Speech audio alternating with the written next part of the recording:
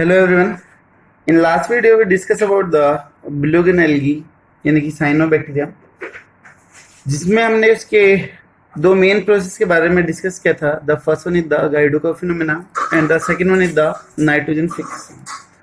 उसके अलावा उसके कुछ एक्स्ट्रा पॉइंट भी हमने वहां पर डील करे थे. तो इस वीडियो में हम ब्लू-ग्रीन एल्गी की जो इकोनॉमिक इंपॉर्टेंस है और जो मोड ऑफ रिप्रोडक्शन है उसको भी डिस्कस कर लेते हैं. उसके बाद फिर माइकोप्लाज्मा पे आते हैं. ठीक है, तो सबसे पहले हम देख लेते हैं that is economic importance of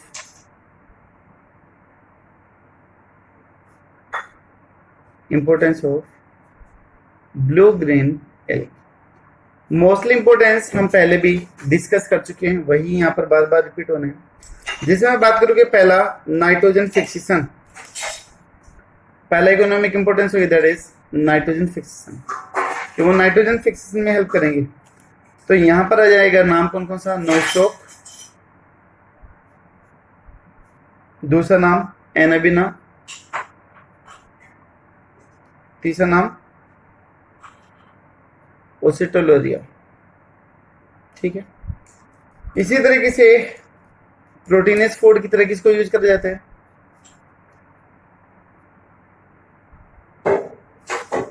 वो भी हमने देखा था लास्ट वीडियो में, that is spirulina.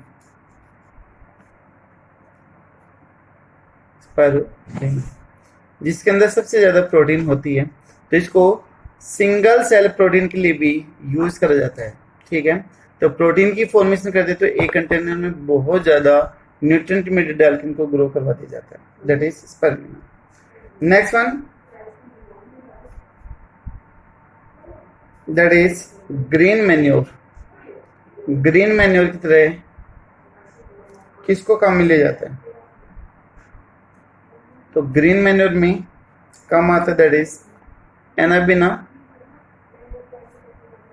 And spirulina. ये जाएंगे.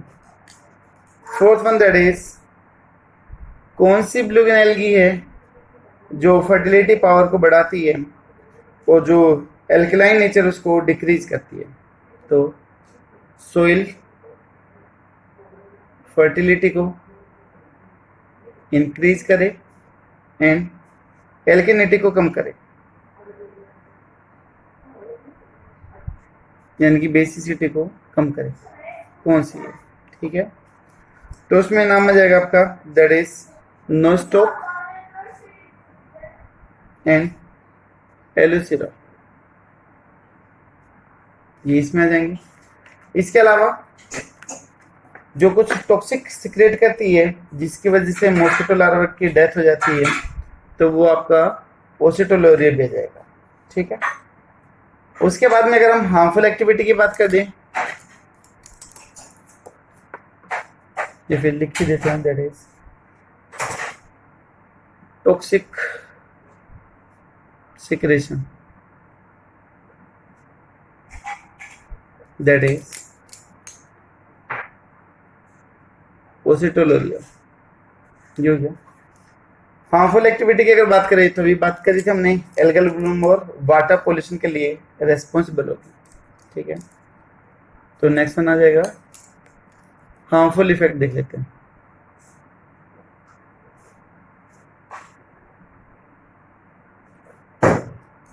हार्मफुल इफेक्ट में पहली कंडीशन वाटर ब्लूम कंडीशन. जो पुराने झोड़ या तालाब होते हैं उनका पानी ग्रीन कलर का दिखाई देता है, तो उसी को हम वाटर ब्लूम कंडीशन बोलते हैं. तब एल्गी बहुत ज्यादा नंबर में ग्रो कर जाए वाटर सोर्स में, that is algal Bloom condition.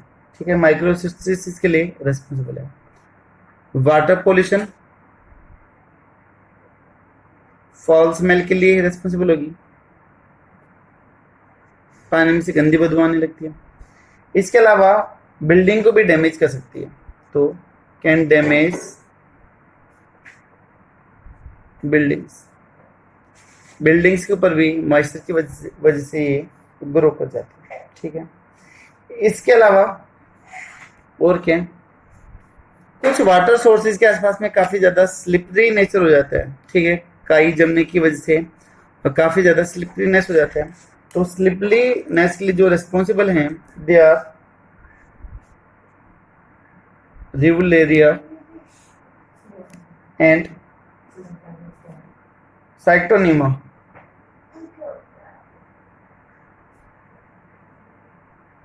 ये दो ब्लू ग्रीन एल्गी है, रिवुलेरिया एंड द साइटोनिमा। ठीक है, both are the blue green algae which develop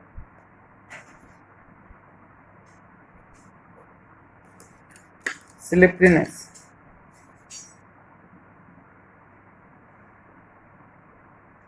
स्लिपीनेस slippery, ठीक, ये डेवलप कर रही। तो ये होगा इसकी economic importance.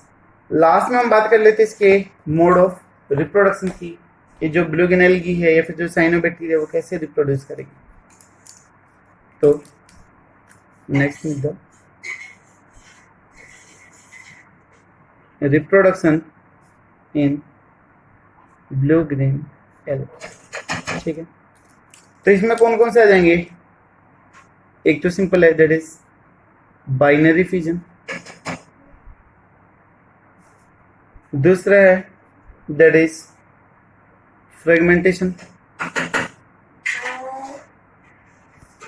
Third one is the heterocyst. Fourth one is the akinete and the last one is that is hormogonia।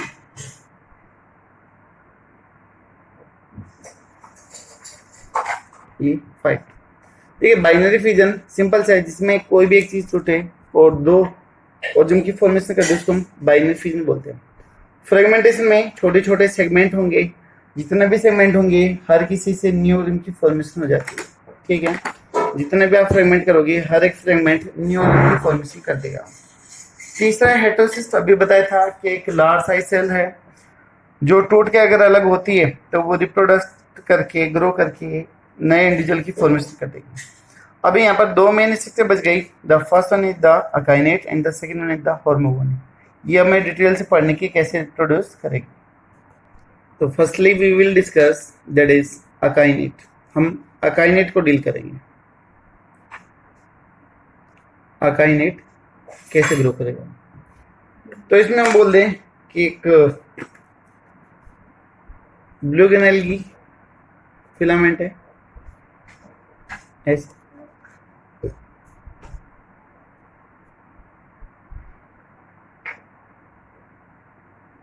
This one is the filament.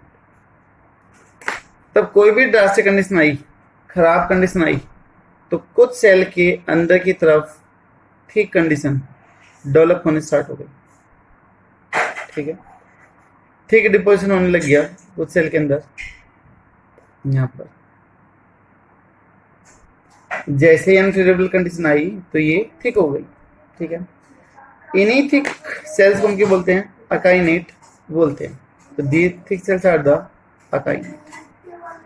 अब दो कंडीशन हो सकती है कि जो ये नॉर्मल सेल है इनकी तो डेथ हो जाएगी क्योंकि ये थिन वाल की है, और जो ये थिक वाल की है तो ये क्या करेगी? अनफेवरेबल कंडीशन में, अनफेवरेबल कंडीशन में ये रेस्टिंग स्ट्रक्चर रहेगी, यानी कि इनएक्टिव फॉर्म में रहेगी, पेरिनेटिंग फॉर्म में रहेगी, ग्रो नहीं करेगी। ठीक है, बट अगर हम बात कर दें इनके शब्द फेवरेबल कंडीशन की, तो जो ये थिक वॉल है वो क्या कर जाएगी? डिजोल्व कर जाएगी। तो thick wall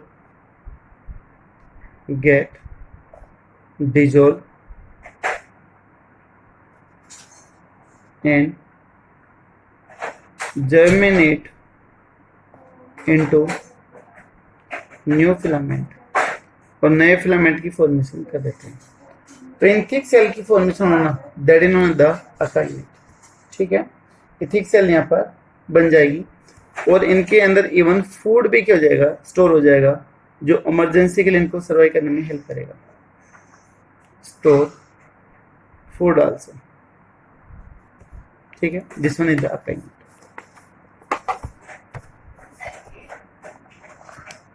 Next one type, that is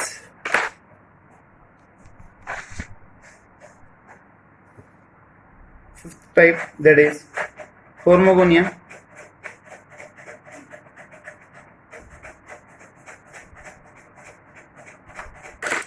होर्मोगोनिया में भी क्या होगा, एक फिलामेंट है,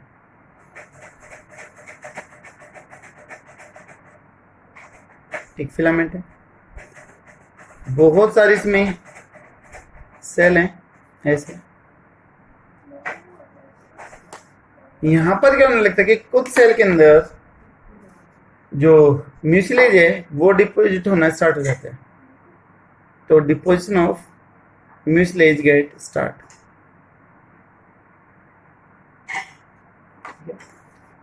तो ये जो सेल बनी है, दी sales are the नेक्रिडिया।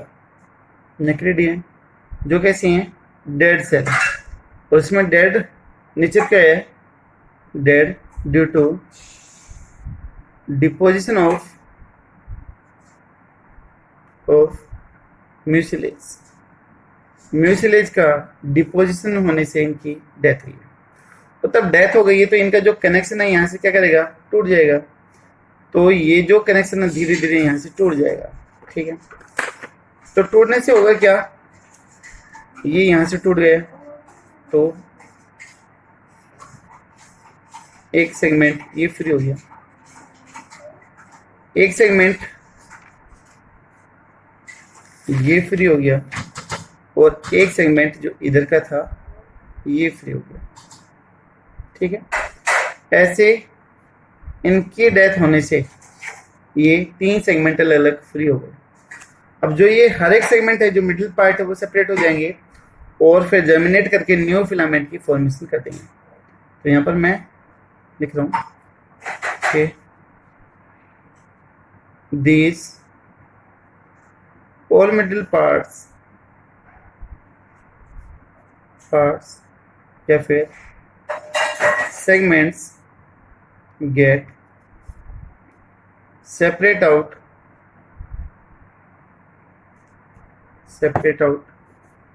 and then grow into new filament. बाद में ये न्यू फिलामेंट के अंदर क्या कर जाएंगे, ग्रो कर जाएंगे। तो जो म्यूसिलेज का डिपोजिशन हो रहा है वो कहाँ पर हो रहा है, अंदर की तरफ। देखिए पीछे वाले गाइनेट में जो थे वो बाहर की तरफ हो रहा था जनरली, ठीक होगी, ये भी ठीक होगी। वहां पर वो कैसी थी, लिविंग थी, लेकिन यहाँ पर नेक्रिडिया कैसे होगी, डेथ होगी, ठीक है। तो जिसकी वजह से पहले एक फिलामेंट और अभी कितने हो गए, यहाँ पर तीन फिलामेंट हो जाएंगे, तो नंबर बढ़ गया, तो रिप्रोडक्शन यहाँ पर हो गया, ठीक है। तो यहाँ पर जो हमारा ब्लूगिन एल्गी है, फिर साइनोबैक्टीरिया है, उसका रिप्रोडक्शन का टाइप कंप्लीट। कुछ एक दो एक्स्ट्रा पॉइंट हो रहे हैं माइंड में जो कई बार कंपटीशन एग्जाम में पूछे गए हैं, वो लिख देता हूँ। इंडिया में अगर हम बात करें, इन इंडिया, तो राइस फील्ड में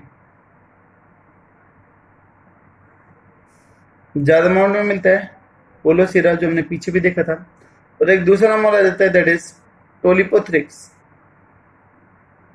ओलोसिरा एंड द टोलिपोथ्रिक्स। दूसरा वीट और शुगर केन की फील्ड में, wheat and sugar cane field. Rice field को हमने पैडी फील्ड भी बोला था, ठीक है।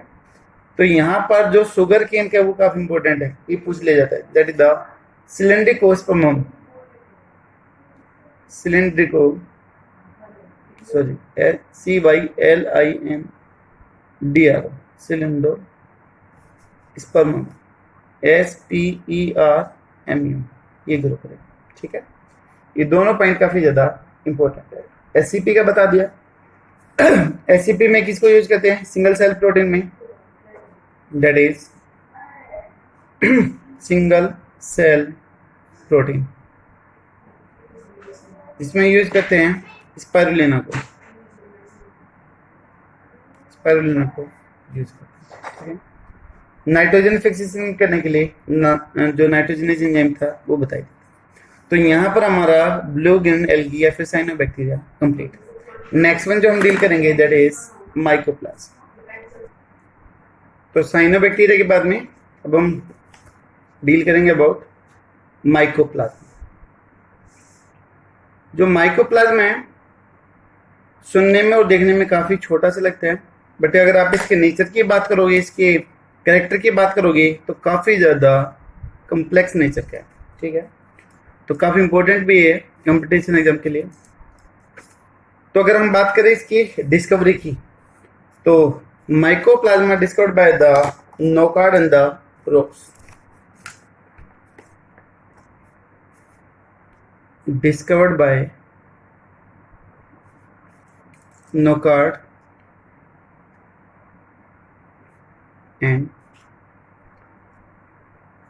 रोक्स या फिर Roux from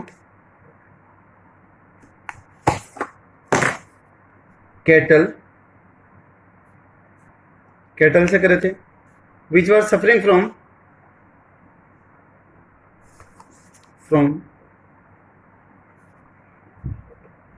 pleuropneumonia.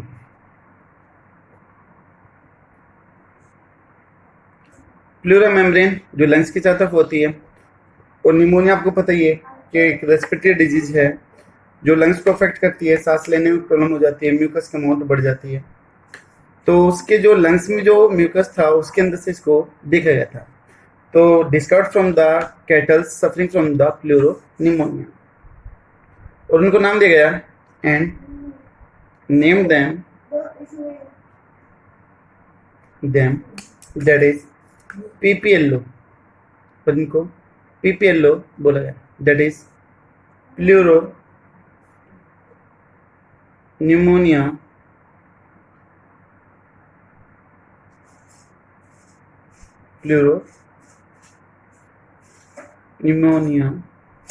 Like organism. ठीक है, प्लूरो का मतलब काफी सारी, शेप को चेंज कर सकता है, तो इसलिए प्लूरो वर्ड यूज है। निमोनिया कोज करेगा और लाइक ऑर्गेनिज्म। ठीक है, उसके बाद में एक जापानीज साइंटिस्ट था दैट इज डोई, जिसने माइकोप्लाज्मा को बोला कि एक कैजुअल ऑर्गेनिज्म है जो प्लांट डिजीज भी कर सकता है। ठीक है, तो जापानीज साइंटिस्ट था दैट इज डोई।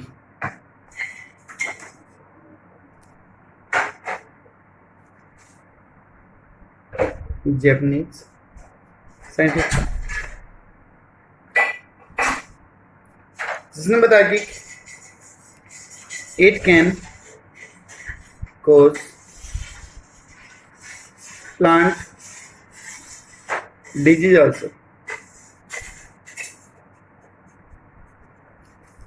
और that is एस्टर येलो, और उस डिजीज का नाम था एस्टर येलो, जिसकी वजह से हो रहा था। ठीक है, और क्या क्या चीजें जो नोकार्ड और रोग थे उन्होंने इसको क्या बोला था, पीपीएलओ बोला था। इसको बोरल से भी बोला गया, आल्सो कोल्ड बोरल, और जो बोरल टर्म है दैट इज एस्टेरोकोकस के लिए दी जाती है, यानी कि इनकी जो शेप है वो थोड़ी सी राउंड होगी ओरिजिनल में, तो बोरल ने इसको एस्टेरोकोकस भी बोला। ठीक है, तो सॉरी बोरल कोलिड एस्टेरोकोकस, क्योंकि इसकी जो शेप है वो राउंड थी, तो बोरल ने इसको एस्टेरोकोकस भी बोला। दूसरा है नावेक्स, कोलिड माइकोप्लाज्म, कोलिड माइकोप्लाज्म। तो राउस ने इसको माइकोप्लाज्मा बोला, बोरल ने इसको एस्टेरोकोकस बोला, डोइन ने डिजीज के बारे में बताया था, और नोकार्ड और रक्स ने इसको फाइंड आउट किया था, डिस्कवर किया था। ठीक है, डोई ने इसको एमएलओ और बोला, डोई कॉल इट, क्या नाम दिया इसको, दैट इज एमएलओ। एमएलओ का मतलब दैट इज मोलिकेट लाइक ऑर्गेनिज्म। मोलिकेट होते हैं जो सॉफ्ट बॉडी होते हैं, जिनकी बॉडी स्मूथ होती है, उनको मोलिकेट बोलते हैं। इसके अलावा ये जो हैं माइकोप्लाज्म, दे आर द पेलियोमॉर्फिक या फिर प्लूरोमॉर्फिक दे आर प्लूरोमॉर्फिक। प्लूरो का मतलब मैनी, मॉर्फिक का मतलब बनावट, ठीक है, बहुरूपी है जिसको आप बोल सकते हो। तो they are the pleomorphic because they don't have cell wall, so they can easily change their shape and size। तो ये अपने शेप और साइज को भी चेंज कर सकते हैं, तो इसलिए इसको प्लूरोमॉर्फिक भी बोला, क्योंकि इसकी बहुत सारी फॉर्म हो जाती है, ठीक है। नेक्स्ट वन, जो माइकोप्लाज्म ये है PPLO, it's also known as the mycoplasm. अब इसको माइकोप्लाज्म क्यों बोला गया है वो चीज भी देख लेते हैं एक बार। Why it is known as mycoplasm, why it is known as mycoplasm. इसको माइकोप्लाज्म या फिर माइकोप्लाज्मा क्यों बोला? सेल वाला एब्सेंट है तो इसकी अलग अलग शेप हो सकती है, तो ये फंजाई के जैसी ब्रांच फिलामेंट की जैसी फॉर्मेशन देने लगता है, तो इसलिए इसको माइकोप्लाज्म बोला गया। तो due to absence of cell wall it can change on shape and size and give filamentous like structure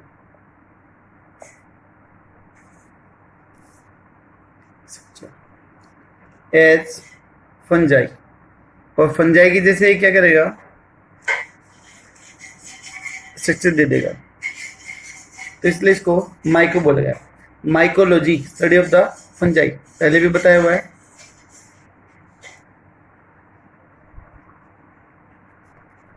fungi की स्टडी, ठीक है।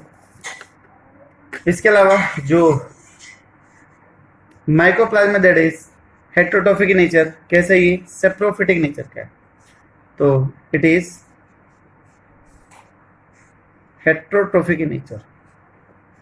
हेट्रोट्रोफिक नेचर क्या है, और हेट्रोट्रोफिक में भी कौन सा टाइप है, दैट इज सेप्रोफिटिक या फिर सेप्रोट्रोफिक।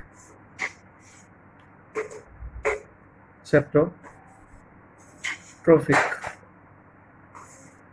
इन सॉइल, जो गली सड़ी चीजें रहेगी, जो रोटन मेटेरियल रहेगा उसके ऊपर ही क्या करेगा, फीड करेगा, ठीक है। इसके अलावा पैरासिटिक नेचर का भी है, यानी कि डिजीज कोज करने वाला भी है। इसके अलावा सबसे छोटी सेल मानी जाती है, इट इज कंसिडर्ड एज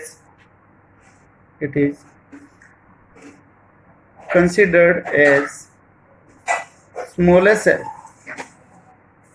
सबसे छोटी सेल मानी जाती है। पीपीएलओ बोल दो, माइकोप्लाज्म बोल दो, या फिर माइकोप्लाज्मा भी हम स्पेसिफिक अगर एग्जांपल की बात करें तो दैट इज माइकोप्लाज्मा गैलीसेप्टिकम, जो सबसे छोटी सेल है। Name is mycoplasma gallisepticum.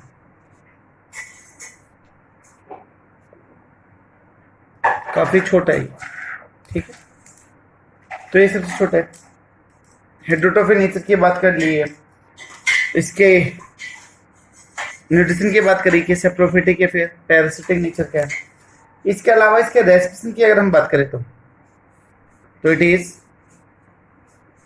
Facultative anaerobes nature. Facultative anaerobes है, तो बेसिकली एक ऐसे नेचर का हो गया, एरोबिक नेचर का हुआ। तो बेसिक जो नेचर इसका दैट इज एरोबिक नेचर का। तो जहां पर एयर होगी वहां पर ये इजिली ग्रो करेगा, बट ऑक्सीजन की एब्सेंस में भी ये क्या कर सकते हैं, एडजस्ट कर सकते हैं।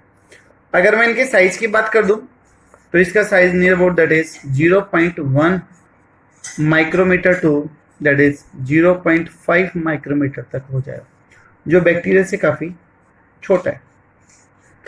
ठीक है, इसके अलावा तो it can survive also in absence of oxygen. Oxygen के एब्सेंस में ही ये ग्रो कर सकते हैं। जैसे मान लो कि एक टेस्ट ट्यूब है जिसमें हमने न्यूट्रेंट मीडिया फिल कर दिया, न्यूट्रेंट मीडिया डाल दिया, और मैं पूछूं कि सबसे ज्यादा माइक्रोप्लाज्म कहाँ पर मिलेंगे। अगर हमने मान लो इसमें एक माइक्रोप्लाज्मा डाल दिया तो ये रिप्रोड्यूस करेगा, तो सबसे ज्यादा मिलने के चांसेस कहाँ पर होंगे, इसके टिप पोजीशन पर, क्योंकि यहाँ पर कैसे है, एरोबिक कंडीशन है। बीच में कैसे मिलेगा, एवरेज, और नीचे कैसा होगा, लिस्ट। ठीक है, क्योंकि ऊपर ऑक्सीजन क्या होगी, प्रेजेंट होगी, तो इसलिए यहाँ पर मैक्सिमम। नीचे ऑक्सीजन क्या होगी, एब्सेंट है, तो इसलिए मिनिमम, और बीच में कैसा होगा, एवरेज होगा। ठीक है, तो इसकी पोजीशन की बात आ जाएगी। जो ये माइक्रोप्लाज्म है इसको मैंने बोला था कि MLO that is mollicutes like organ, और मोलिकेट का मीन होता है that is the soft body organ, क्योंकि इनके अंदर सेल वॉल क्या है, एब्सेंट है, तो इनकी बॉडी कैसे होगी, सॉफ्ट होगी। तो they also known as MLO. Full name is the mollicute, mollicute का मतलब that is soft body organism due to absence of its cell wall। इसकी सेल वॉल भी क्या है, एब्सेंट है, so it's also known as coat of bacteria, coat of bacteria, यानी कि एक ऐसा बैक्टीरिया है जिसके ऊपर की कोट यानी कि कवरिंग नहीं है। ऑफ का मतलब उतारना, ठीक है, कवरिंग उतर रही है। अगर हम बात करें इसके नेचर की, तो ये पेनिसिलिन के अगेंस्ट क्या है, रेजिस्टेंस है। It is penicillin resistance due to absence of cell wall. Mycoplasma में सेल वॉल नहीं होती है, सेल वॉल क्या है, एब्सेंट है। ठीक है, और जो पेनिसिलिन है वो कहाँ पर अफेक्ट करती है, सेल वॉल की फॉर्मेशन को, पेप्टाइड और ग्लाइकन की फॉर्मेशन को अफेक्ट करता है।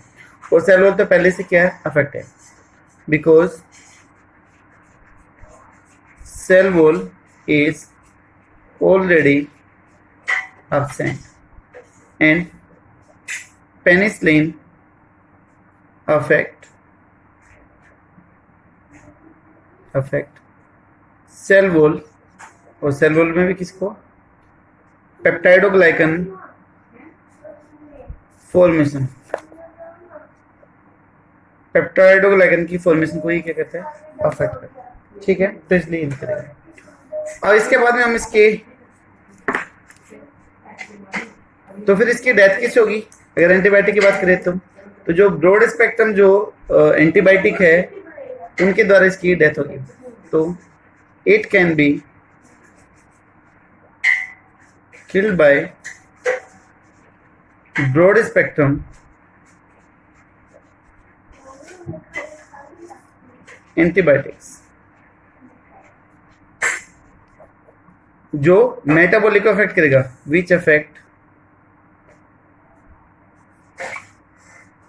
मेटाबॉलिज्म। जैसे कि for example tetracycline,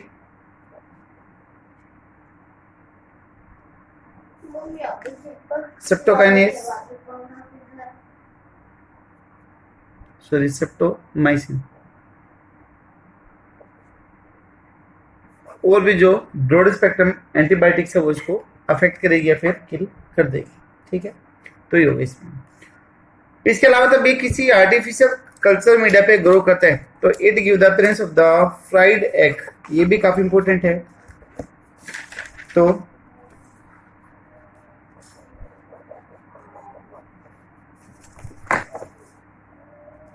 it give fried egg appearance या फिर कॉलोनी। जैसे अंडे को तोड़ते हैं ऑमलेट वगैरह बनाने के लिए, किसी भी चीज के लिए, तो बीच में उसका येलोविश पार्ट आता है, योग आता है, और जो बाहर का पार्ट है वो सराउंडिंग रहता है। तो इसकी कॉलोनी भी कुछ ऐसी रहती है कि बीच में कैसे रहेगा, डेंस कॉलोनी रहेगी, और बाहर की तरफ कैसे रहेगी, लाइट रहेगी। It give the appearance of the fried egg structure. ठीक है, तो इस वीडियो में सिर्फ इतना ही करते हैं, अभी माइकोप्लाज्मा कंप्लीट नहीं हुआ है। नेक्स्ट वीडियो में हम इसके स्ट्रक्चर की बात करेंगे, इसके डीएनए की बात करेंगे, कौन कौन से डिजीज करेगा, रिप्रोडक्शन की बात करेंगे। तो नेक्स्ट वीडियो में हमारा ये जो मोनेरा किंगडम है दैट विल बी कंप्लीट। ठीक है, जिसके अंदर माइकोप्लाज्मा का रिमेनिंग पार्ट, रिकेट्सिया और एक्टिनोमाइसीस, वो तीनों की तीनों चीजें कंप्लीट हो जाएगी। ठीक है, तो थैंक यू सो मच।